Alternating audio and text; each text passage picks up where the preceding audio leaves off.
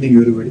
आजच्या quarterly meet झाली, त्याच्यातून मला जे टेकअवे मिळाले त्यात सगळ्यात सुरुवातीला सरांनी जे विजन सांगितले की इंडिपेंडंट इन्व्हेस्टर सगळ्यांनी साठी ते काम करत आहे आणि त्यांच्या ओन इंडिपेंडन्ससाठी. तर तो पॉईंट म्हणजे स्वतःच्या इंडिपेंडन्ससाठी काम करायचंय हे थिंकिंग करून जर आपण वर्क केलं तर चांगलं आपण त्याच्यात करू शकतो. त्यानंतर जो बॉम्बू ट्रीचा व्हिडिओ दाखवला त्याच्यातून मला एकच दोन गोष्टी समजल्या की स्टे इन द कोर्स आणि वर्क हार्ड, जो की मला रेग्युलरली करायचं आहे.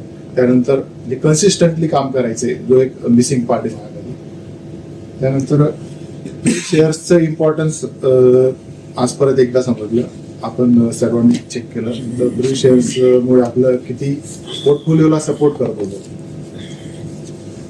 त्यानंतर rich dad poor dad book मधून इन्साइट मिळालं की कॅश फ्लो मॅनेजमेंट, त्यानंतर आपल्या स्किल अपग्रेडेशन केले पाहिजे, मल्टिपल इन्कम सोर्स जनरेट केले पाहिजे आपण, त्यानंतर नॉलेज अपग्रेडेशन केलं पाहिजे.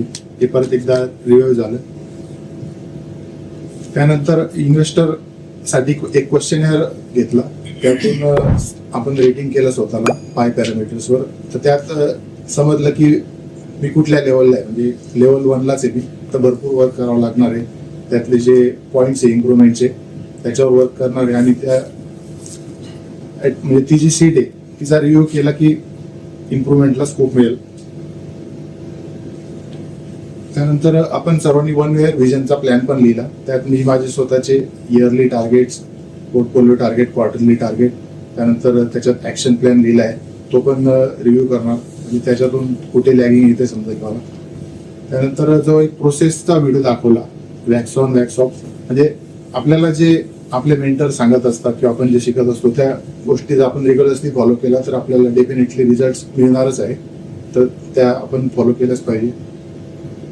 आणि मी माझ्या फुल पोटेन्शियलने काम करणार आहे.